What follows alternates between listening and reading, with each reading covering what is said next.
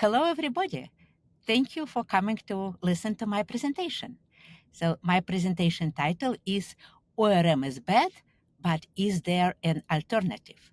And what is presentation about is about interactions between applications and the databases. So a couple of words about me.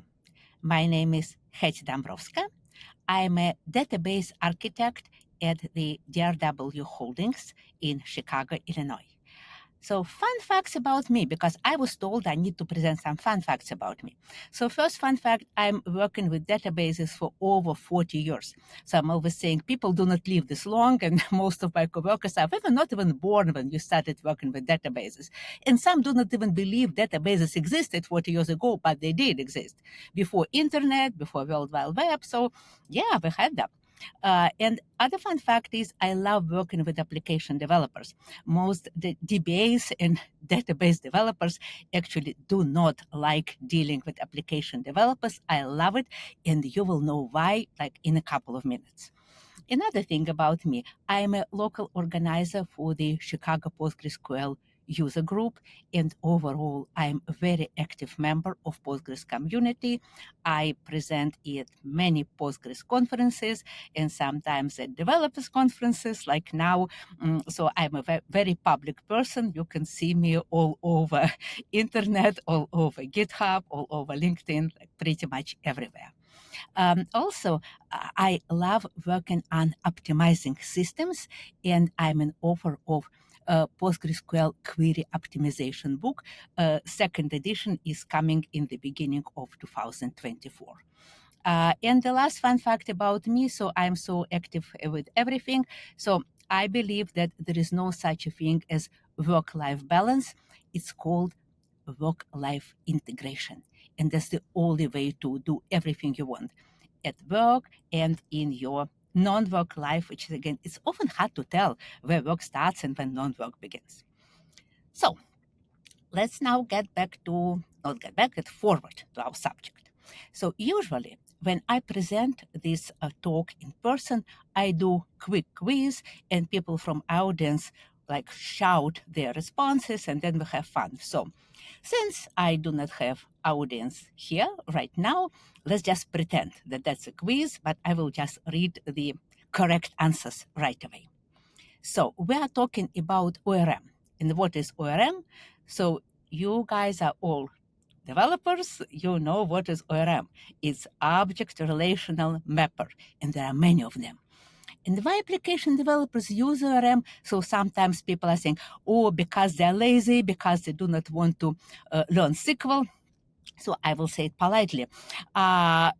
We use it to abstract from database specifics, which is probably polite way to say, yeah, we do not want to learn SQL, but okay, we will leave it there to abstract from database specifics. So why ORM is good? So I just said ORM is bad. So, but people are using it. So why people think ORM is good? Precisely because of this, because you do not need to go into details, how your database is designed, how that is look like. So it allows a rapid development, which is like a key to success in today's world, in today's software development. But why I'm saying ORM is bad? Why is bad? DBAs and database developers would have a lot to say about this.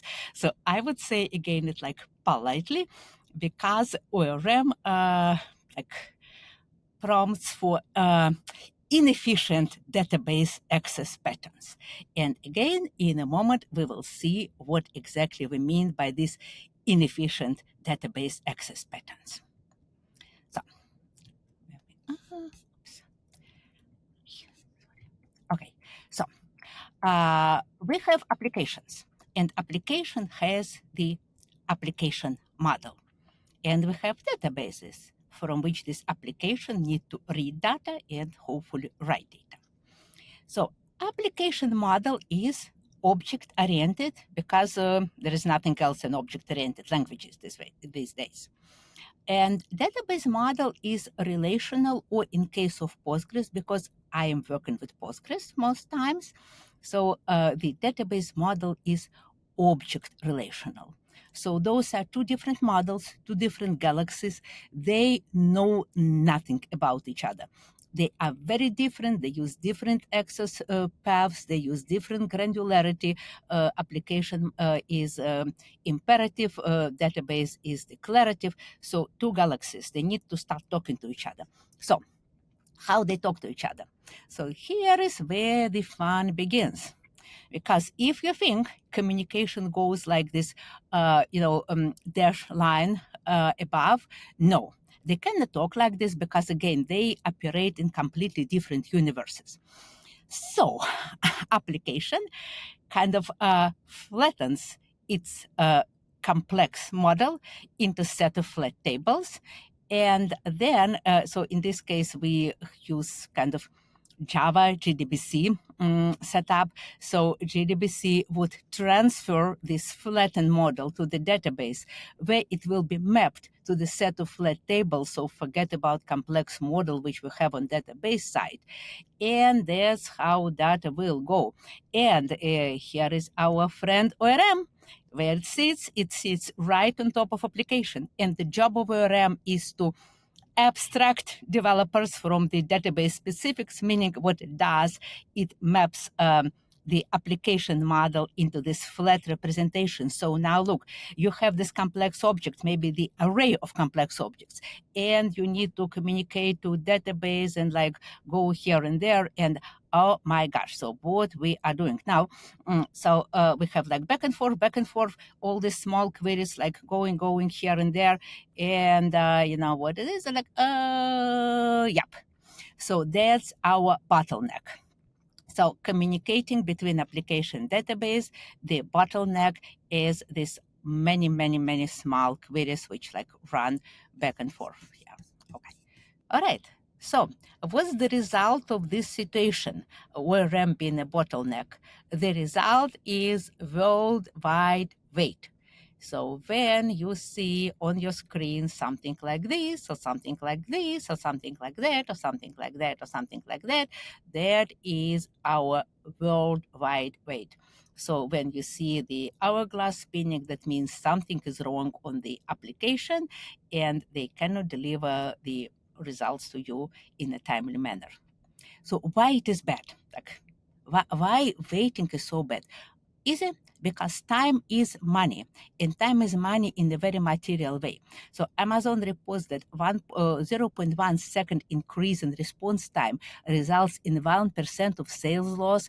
50% of visitors abandon the site, which is not loaded within 3 seconds. And I think now it's actually less. I think that was like several years ago. I think now it's like 1.5 seconds, and most frighteningly, 79% of visitors will never return again if the site is not loaded within these 2 or 3 seconds. So wait, slow response time is the actual material money loss. So that's why we do not like it, and we want to do something with it. So in order to deal with this situation, I, with a couple of my colleagues, introduced No-ORM. And No-ORM is goal of No-ORM is to reduce the number of round trips between application and the database. That is our alternative model. So what I showed before was application, database, and ORM, and all this like little back and forth. So what's new in No-ORM? We introduced transfer model. So it's not like application disassembles and not like database disassembles. Both application and database can handle complex nested objects of complex structure, and we map both of them into transfer model, which is represented as JSON schema. So this way we can organize interaction between application and database with this whole JSONs, with whole complex objects. No more this too small, too many transactions. So let's look how it is actually done. Oh, and this is, though, in case of JDBC, so JDBC does not know that JSON exists. So if you use a Java JDBC, you need to convert JSON into array of text, and then JDBC can send this text back and forth, but they will be serialized, deserialized as JSON, both on the application side and on the database side. Do we love contracts? We love contracts. Like, contracts are important for applications. So that's our contract. Both sides, application and database, convert internal representation into complex hierarchical objects, and this contract establishes the structure which is implemented on both sides, application and database. And now any application endpoint takes one database call to transfer data to and from database. Awesome. No more small transactions, no more bottleneck. So everybody happy? Nope, nobody happy. So this is not a contract. So what you are saying, okay, we created JSON and that's how it should look like. And where is the contract? Where is like the actual like strict representation? It's all like hand waving. And these are people were telling me. Also, the other problem is that people need to write all this like mapping, write the procedures on the database side. So it worked like kind of when I'm here, right? And when I try to implement it in other environments, no, we do not want this. We need somebody who understands things. So then what we like started to do, we focused on formalizing contracts. So it's not like, okay, that's JSON and that's how it should look like. But we actually decided to write the formal process of mapping application requirements to the database, and also on generating all database level objects, database types, search functions, and DML functions. Because that's what ORM does, and people do not want to give away all these like nice opportunities that ORM generates a SQL for them. So to achieve this, we developed a set of functions, and they are publicly available on GitHub in the No-ORM Git repo. So here is the link, and here is the QR code, and you can go and check it out. So what we have in this repo? So we start from database schema. What we see here is part of the airlines database. It's my other open source project, largest publicly available database, Postgres database, which you can use for like lots of different things. So here we have booking leg, passengers, and flights, and that's kind of like small part of airline reservation system. So that's how it looks in the database. There are just 1, 2, 3, 4, 5 tables. And that is the hierarchy which we are going to present in the application. So booking has multiple legs, booking has multiple passengers, each booking leg corresponds to one flight. Simple hierarchy, but it's a lot to map. So transfer model is represented as JSON schema. And if you go to this website, to this GitHub, you will see all details how you do this JSON schema, how you define the type of the objects which application want to send and receive to the database. And also, that's how this object looks at JSON format. So that's an example. There is one booking. Booking has passengers, booking legs, and each booking leg has a corresponding flight. And that's like this JSON represents one airline reservation. So what our system will do, using this JSON schema, it will generate database types to represent each of objects. So we have type for passenger, for flight, for booking leg, and for booking. And you can see that at the end we have complex nested objects. So booking has some scalar attributes and some array attributes, which in turn can be made from several other attributes. Then after this, again, you do not need to do anything here. So you receive for free DML functions. So No-ORM will generate for you functions which allow you to insert new bookings here. So first example is you can insert booking. The next example is using JSON, you can delete booking. And the last example is you can update booking. And what is interesting here, you can update different components. So you do not need to have separate functions to update different spots of it. You can just send this whole JSON, and here you're saying, okay, we want to delete this passenger, we want to change the name of the other passenger, we want to change one of the flights. So everything is passed to the database as one complex request, and it's processed in the database. So one interaction with database per one application endpoint. Also, we can do manga style search. So like honestly, the like syntax is, we made it very much manga-like. So you can work with Postgres same way as you work with manga, and you wouldn't even know that there is not manga on the other side, it's Postgres. Like look at this example. So you are saying, okay, so we need to find bookings with departure airport, like O'Hara, arrival city, like new something, and last name like Smith. And we will generate for you not like multiple queries as ORM does, but we will generate one complex search condition, and you will receive all these requested records. And the SQL, the query will be generated in the optimal way. So it will be easy to Postgres to perform fast search. So question then, if everything looks like MongoDB, why we are not storing JSON? There are multiple reasons. So first of all, if you store JSON, you need to store separate hierarchy for each of the cases. And when you do not store JSON, when you use the relational database underneath, you can build multiple hierarchies based on the same data. So sometimes you want reservation, sometimes you want the list of boarding passes for the passengers on the flight, and many other hierarchies you can build from the existing model. Also, the search in relational model is much faster than JSON search. Also, you do not have storage overhead because you do not need to store keys with each of the values. And also, when you store JSON, you lose the ability to do strong type checking, which you have when you store this data in relational database.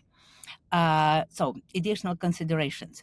How this is different from other ORM? Because what we heard previously, oh, okay, you created another ORM, so what's the difference? There is difference. So we are thinking sets. So now we are not processing one record at a time, we are processing a set, and we can exchange complex objects, and we can map complex objects from application to database. And all the database work is done inside of the database. So it's not like, okay, we select, for example, if a normal ORM would like select a booking, then for this booking, go and select each booking leg, and for each booking leg, go and select flight, and then go again and select passengers. Whereas we have all joins, all this optimal search, we're doing it inside database. So database does its work, application does its work. So on the application side, details may vary. So as I said, that's all setup is developed for Postgres, because Postgres has lots of ways to support it, especially great set of functions to work with JSONs. But details on the application side can vary depending on programming language. So for example, like as I said, Java requires converting to text, some might not.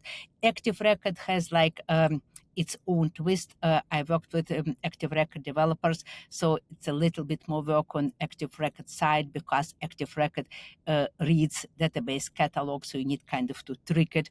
But all workable and all like ready to use. So now we have complete implementation. We have README, we have all detailed like how to build these JSON schemas. We tested it, it worked in real world, in the real fintech startup.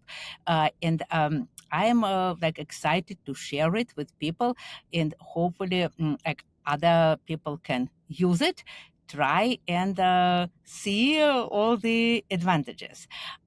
So, as was already mentioned, that's me, Hetty.